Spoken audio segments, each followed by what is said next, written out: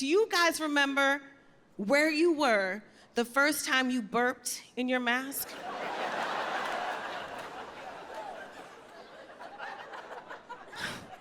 I was like, who that? It me! It was like a face queef.